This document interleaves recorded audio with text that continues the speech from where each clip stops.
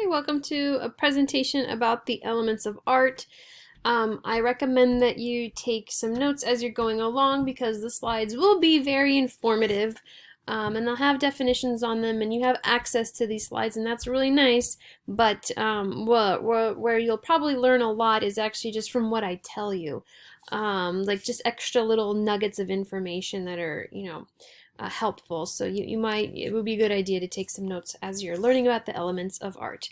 Okay, now the way I like to think about the elements of art is basically just the ingredients of art. And I love to make food analogies, so because we all eat. So, just as if you're going to make a certain dish and you would use certain ingredients, if you're going to make art, you're also going to use certain ingredients, and those are our elements. And the thing about ingredients or elements is that you can have some of the same ingredients or elements, and you can make very, very different things with each one. So these are some ingredients in front of you. Cream, milk, sugar. Hey, you can make ice cream out of that if you wanted to. You could also take the same ingredients and make creme brulee, okay? Two very delicious dishes, but two very different things, okay? You can take some of these ingredients again and you can turn them into whipped cream, okay? It's something that's very, very different than the other two things I showed you. Or you can even start making pancakes out of some of those same ingredients, okay? So that's the thing with our ingredients or elements of art. They're very versatile, and you can make lots of different things with the same things. So there's just a world of possibilities, and in the end, you can also just make a mess. So let's try not to make too much of a mess of our art. Now, they're known as elements of art are known as the building blocks of art, and that's very nice. And you're going to see that you're very well aware of plenty of these already, okay? But when we start with our elements of art, the first one is the most basic element of all. It's just line. That's pretty much what we use to draw stuff. And a great way I've heard of describing line is a dot that went for a walk. But really, it's just a long, narrow mark that moves in space, okay? And there's lots of different kinds of lines out there, okay? But we're going to break it down into two categories, or three. Contour lines is just the outlines of something. I'll use this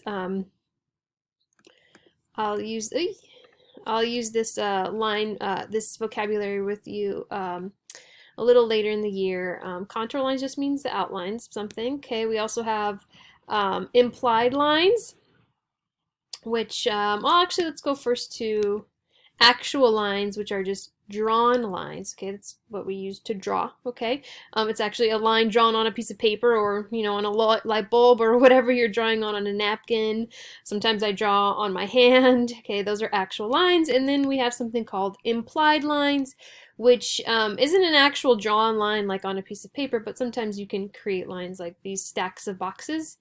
When you look at it, it creates a line. Or if you're in the grocery store and you're waiting for the checkout, that's an implied line there. These bulbs create an implied line, okay? Or like these steps here, that's not a line drawn on a piece of paper, but that long piece of wood or cement creates an implied line, or the peaks of these dunes, okay, creates a line. Okay, so lines are easy enough. Lines can show emotion. Think about if you're really, really mad, you're gonna write a nasty letter to somebody or something like that. Please don't do that, by the way. You probably grip your pencil or your pen a little harder and you dig into the paper. Or if you're chilling and you're just doodling, you probably hold your pencil a little lighter and it's more smooth. So lines can show emotion. Now, question, can lines have shape? Okay, and the answer is actually no. A lot of people think yes, lines have shape. That's not true. Lines, and this is a specific thing that I teach, it's going to help you draw better. Lines show direction. Lines have direction. They move back and forth and up and down and side to side and curvy and zigzag and stuff. It's only when a line encloses itself, like you see here, where a shape is made, because a shape is just an enclosed drawing of a line. Okay, now we've known shapes for a long time. Shapes are two-dimensional little areas of space. If you take a line and you draw and you draw and you draw and then you enclose that line, it creates a shape. Okay, and shapes are flat. Okay, if you've ever seen that, read those books, Flat Stanley. I love those books. You know, Flat Stanley was a shape because he's flat. You can slide him under a door. Okay, now I think you've known your geometric shapes since like kindergarten. As your basic shapes that we know. They're man-made, they're perfect, they're perfectly drawn and measured, and they're like symmetrical and all that good stuff, and that's very, very nice. And then you also have organic shapes, which are more natural and free-flowing, and they could be jagged and curvy and just not symmetrical, and they could be funky and weird, okay? So there's a big difference between geometric shapes and organic shapes, okay? Just organic, remember the idea of being natural, okay? Now, shapes are two-dimensional, they're flat.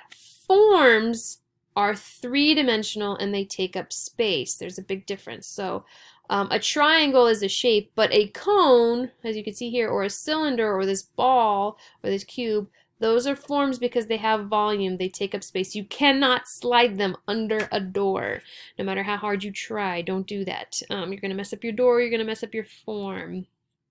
Okay, now we can also have complex form. Form basically is all about sculpture. Sculpture and form go together because they're three-dimensional. So we can have more complex forms, as you're seeing here, that are not so man-made and geometric and perfectly measured. They're more organic as well, okay, and they're more complicated. Okay, now you can create the illusion of form when you're drawing. As you can see here, it looks like we have Stitch popping out of this piece of paper and just chilling there and sitting. It looks like we have a hand about to pop out of a piece of paper too. We can create this illusion of form, as you see here. That's a drawing of glasses on paper. That's not a real pair of glasses.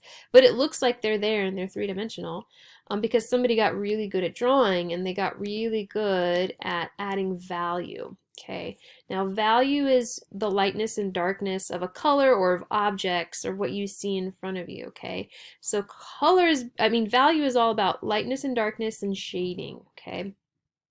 Now, here's a really good example of this. Okay, we have this drapery here, and we could see highlights, and we can see shadows all over it. We can see how this drape casts a shadow onto the wall that it's hanging on. Okay, so this creates that illusion of form that we talked about, because this really does look like a real drape that somebody pinned up onto a wall, okay? Because they paid attention to all that lightness and darkness and all the shading. Now, it gets a little bit more complex when we add color to something, because every color has its own value as well. We could take just pink, but we can make it different shades of pink as well, or blue, and we could do different highlights of yellow. So colors also have their own value system as well. But as you'll see, value can be extremely powerful because it can create lots of different moods. So as you see on the left, we have just a basic line drawing of Ariel. That's very, very nice. Hi, Ariel. Hello, Little Mermaid. And it's a very nice drawing, but when we actually add value to a similar drawing, you could very much see the different moods that all these highlights and all these shadows can add to this drawing. Typically, a line drawing on the left is very cartoonish. When we add the value to it, it becomes a lot more realistic. It becomes a lot more moody. Can kind of pack a different punch depending on what you like. Okay, now color, I'm not going to say much about color because you've known your color since kindergarten. We will get into color a lot more later on in the year. But just remember that color is basically light that's reflected off of an object, and we'll get into the science of that later on. It's really cool. Color is my favorite thing to teach, and color is just so much fun. Okay, now we're almost done. I believe we have two more.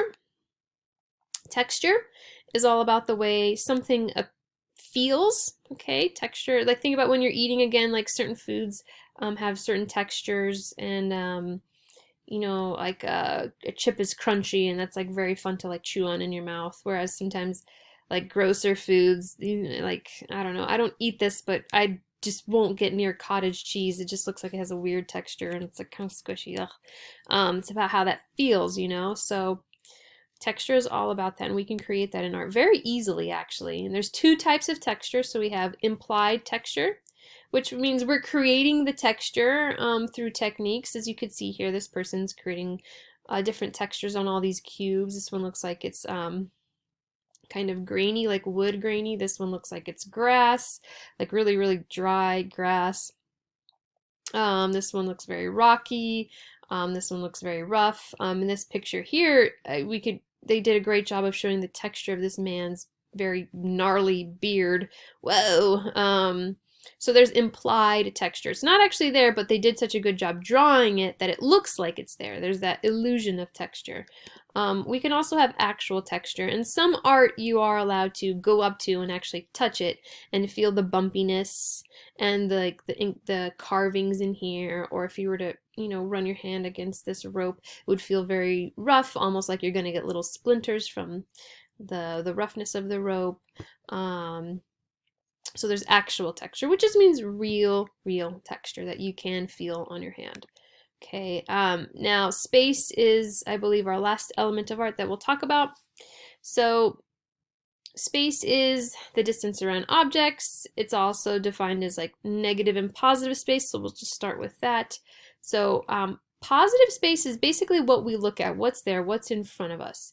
So as you're seeing in this picture right here, I'm looking at a chair.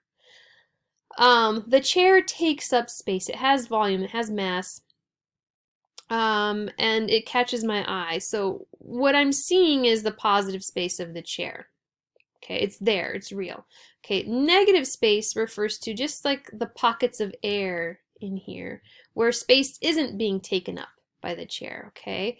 Now, the trick is when we pay attention to positive and negative space, at the same time, we'll become a lot better drawers. And I'll show you what I mean later on when I'm really showing you how to draw.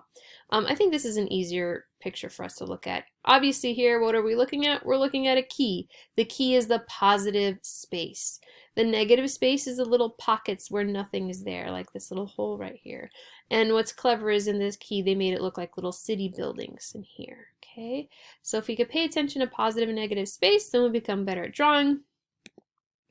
And another thing that we need to think about space is that it really shows distance and depth.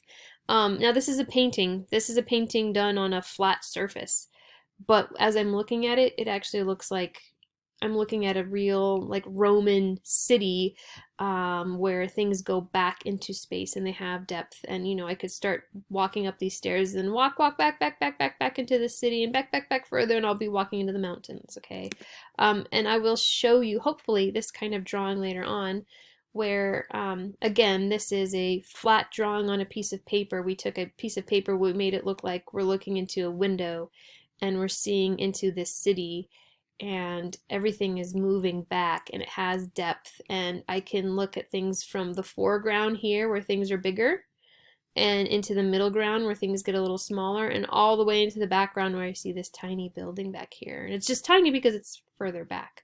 So all that good stuff will help us all come together and understand space, and it'll help us make really awesome art. So that's it. Those are the elements. Hope you took some notes. Hope you learned something. Hope I didn't go too fast, and hope you like it.